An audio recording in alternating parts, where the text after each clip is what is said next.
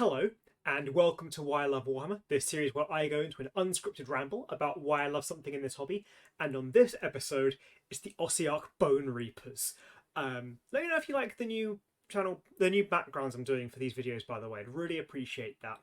I'll save other YouTube pleasantries towards the end. I know they can be a bit annoying at the start of a video.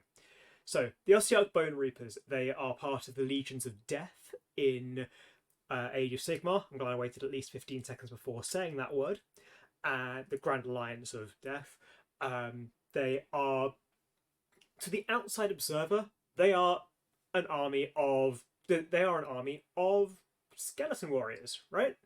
They are the Sigmar equivalent of the Tomb Kings that we had in Fantasy Now, the Old World. This is my favourite unit from that range. The Mortek Guard, the standard battle line skeleton warriors. They are skeletons, they've got some armour, they've got weapons. It's cool.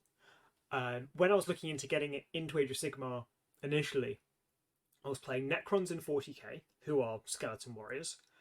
My go-to armies for Middle-earth were the Ringwraiths, who are, under their cloaks, skeleton warriors, and the Army of the Dead, who are skeleton warriors.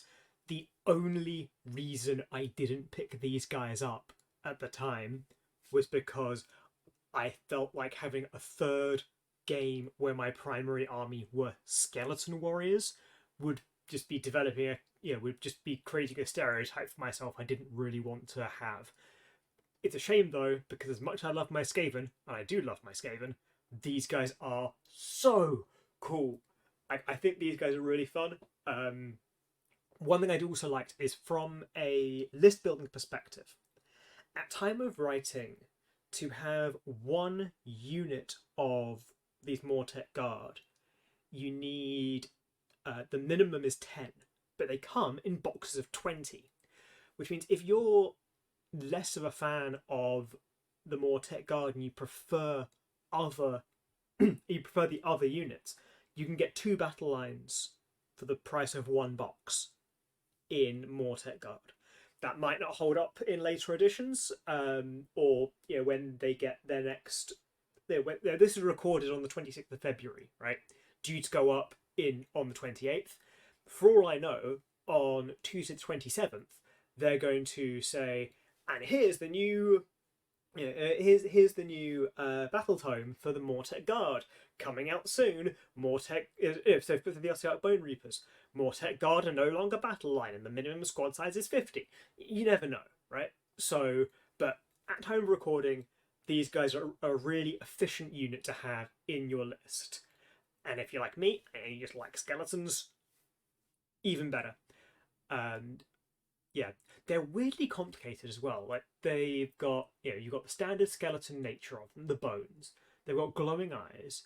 The armor and shields are weirdly complex, and even the weapons are a bit more intricate.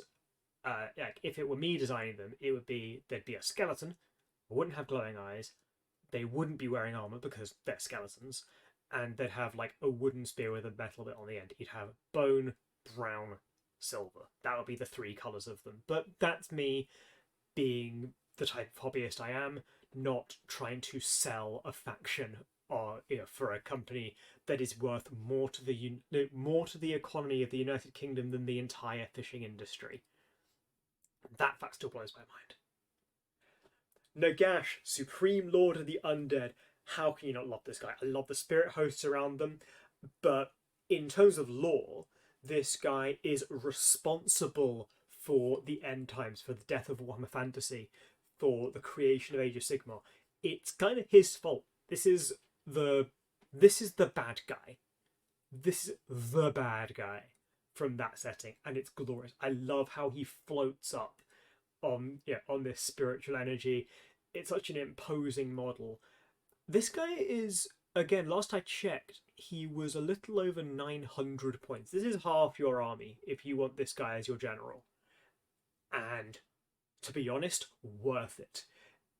If I made a list of, a few Mortek Guard and then this guy, glorious. You place your infantry out and then power move. take out Nagash from your carry case. It's glorious. It's very intricate in terms of it's got lots of twiddly bits up here. The helmet's quite finicky. This this staff is quite delicate looking. The spirit hosts. It'd be a nerve-wracking one to carry around. I'd almost want to create a custom carry case, custom foam for it to keep it protected, because it's such a beautiful model. Kanan and his, I think this guy's called Kanan. It's an interesting one, because if you're building this list in Age of Sigmar, what you'll get is if you use the official app, you'll have this guy and these guys as separate units, but you'll get a notification saying you have to take them together. And yeah, I think they're meant. I think initially they were a war cry thing. I think they're glorious. The kind of headsman look with these kind of pseudo deer-like antlers. I get deer from this headpiece. And the actual warriors he's got are really beautiful and intricate and individual. And I think it's a beautiful squad as a whole. I think they're really well done. I love this bow. I think that bow is phenomenal. This bow, this axe. I love axes as weapons generally, and this is a particularly beautiful one. Okay, these riders. I think these guys are another battle line unit. They've got birds. I think Games Workshop do birds really well. I love the horses. I love this. It's kind of like a rhino horn. It's kind of not quite unicorn, because unicorns you think one horn, two horns like a rhino. Glorious, classic skeleton horse. I love this bird skull on this one as well. It's almost like they're being cobbled together out of whatever they can find. That's fun to me. And also they're not so...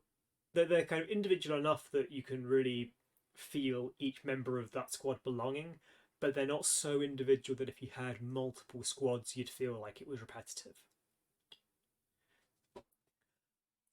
Caractos, and if I'm pronouncing that wrong, it's because I've always pronounced it wrong. I think this guy's glorious. It's the classic diorama base. This is just what you do when you need a model to look imposing and bigger, even if it wouldn't make too much sense for the individual dude to be so huge. You give him a diorama.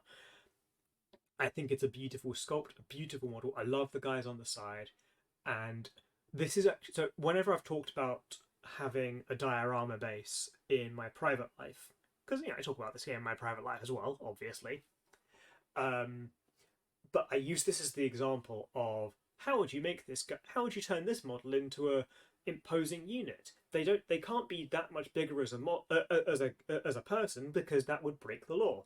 Well, show them this model. This is how you do it. Give them a diorama base. The sword is beautiful. I love this shield that ties it in with the Mortar Guard. This guy's hilarious to me, kind of showing the scroll. This is just such a beautiful model, and just so lovely for the setting and for this army. It's almost a shame you can't run this guy, and because I've tried to do it as a list of this guy and Nagash, and have enough battle line units to make an army. Like, I hate having to choose between this guy and Nagash. Gothita's a harvester. I forget. It's a weird one to pronounce. This guy with the two giant spike balls for fists, glorious. I think this is a terrifying model, so imposing. These spiritual skulls here, I don't know what else you call it, the crotch face. It's just scary and menacing and beautiful to have in the army. I feel like there's a reason that this is included in so many of the kind of collection boxes, and it's because it's a phenomenal sculpt. I love the horse. I love the multiple tails. I think it's got a really good pose. I love the spirit host that comes with it just here. What can I say other than this is such a beautiful model? And if you want to stay away from named characters, this guy and or the other sculpts of the same kit, that's where you'd go for it. And if it were me, I'd still be painting up the horse to look more skeletal, have a more bone-like coloration, rather than the more spiritual coloration they've gone for here. But this still works very well.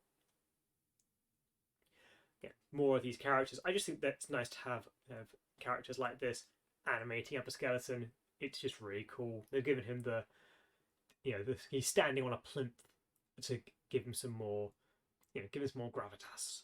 And he's got a lovely cloak here. These guys, I forget their names because they look very similar to another very similar unit. But the wing, they fly. They've got wings. They're huge. It's terrifying. Therefore, it's cool. That's it. They're a really lovely looking unit. Between this and their other sculpt, the other way of building them, I just think it's cool. They do have they're trying to do the illusion of flight where they're jumping off a plinth. This isn't that at their best, but it's still really cool. But anyway, here's the other kind of flying unit. I do prefer this one. I love this type of weapon a lot more. This kind of really long pole arm with a big blade at the end. It's another one where they've given it. I love this kind of the way he's walking. He's got his own little mech suit out of skeleton bits. I think that's really cool. And he looks like the spirit host is advising him. He's kind of looking up as a kind of, so what do you think about the current policy?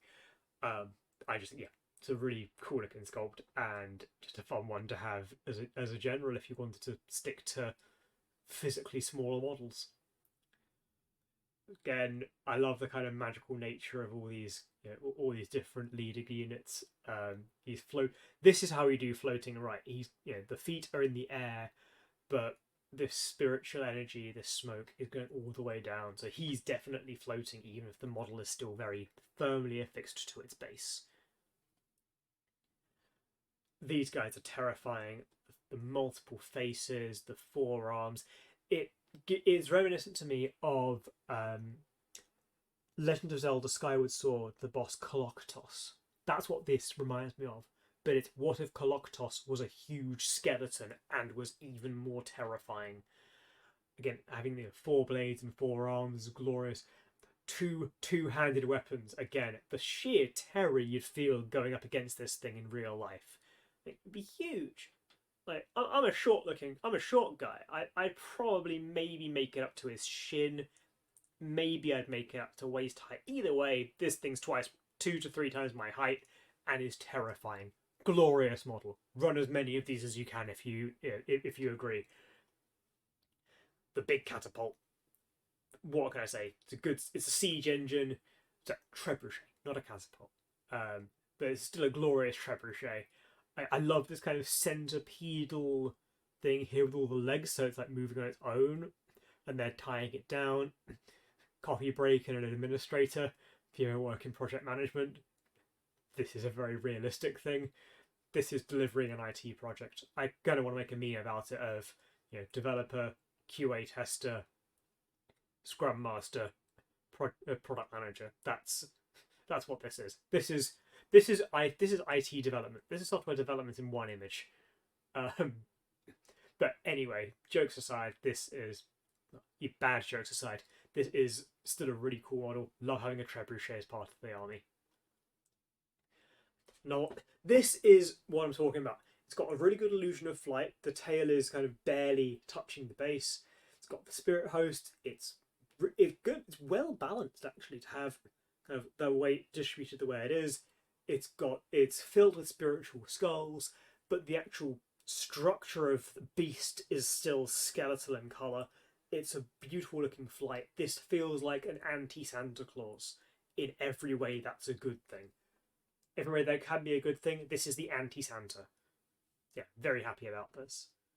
And I think this is a beautiful model. If you're not such a fan of your Nagashizui or Karaktos, this would be a beautiful centerpiece model to start planning your list around. That's if you plan your lists the way I plan my lists. If you do that, if you plan your lists the way I plan my lists, this is the centerpiece model to start with. This guy's skull just freaks me out, and that's a good thing. It's kind of spider leg dreadlocks. It's a really long skull. It's almost deer-like, but with this terrifying face. He's showing you the piece of paper like, this is the contract for you to sign. The Faustian bargain is real. the heads here, Ancient King. This guy looks like Conrad Curtis from 40k, but that's just me. It's, you know, this stuff. It's just glorious. This is a glorious model because it skeeves me out so much. And the Bone Tithe Nexus. I didn't really get the Bone Tithe thing until I looked into the lore of the Ossiarch Bonereapers a bit more. I think there's a really cool little piece of terrain, and I'm glad they switched to having terrain be 0 points to encourage you to bring them more, because they are beneficial, but I also fully get why would I have terrain that doesn't move when I can increase my tactical advantage on the field.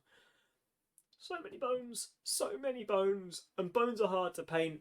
Like, I paint bones by using Ulthen Grey and then having a really light wash of Agrax Earthshade, but that's for like a little bit of skull decoration, not for having this amount of bones. This is an intimidating one to paint, but it's such a glorious model. And yeah, another build for these guys again. I just think it's really fun. And this is actually in my cart because I want to use these two, the bird and the dude, as proxies for a Necron model I want to do. I think these endless spells are terrifying and glorious, and yeah, the sheer spiritual energy coming out of them is just beautiful to me. I think Age of Sigmar has a really beautiful aesthetic, and for the Legions, for Grand Alliance Death, this summarizes it so well. I love this, and Endless Spells have such room for creativity as well from the design team, and I think they really knocked us out the park here. I love the spiritual bird and this dude here, the terrifying claws and really cool skull thing. So anyway, yeah, that's just going through some of my favourite units from the Ossiarch Bonereapers range. Sorry I couldn't remember a lot of the names, but the names aren't as important as how awesome the models are, in my view. Let me know, what you like about the Ossiarch Bonereapers. Do you like them? If so, why? If not, why not? If you want to drop this video a like, I'd really appreciate that. If you want to drop me a comment with any opinions you've got, I'd really appreciate that too. I am trying to improve sound quality and video quality all the time, and so yeah, I'm aware of that. Don't worry. And if you want to subscribe to the channel, I'd really appreciate that as well. And I've got channel memberships on Patreon open and in the description respectively. And until next time, I hope you're all having a really good day.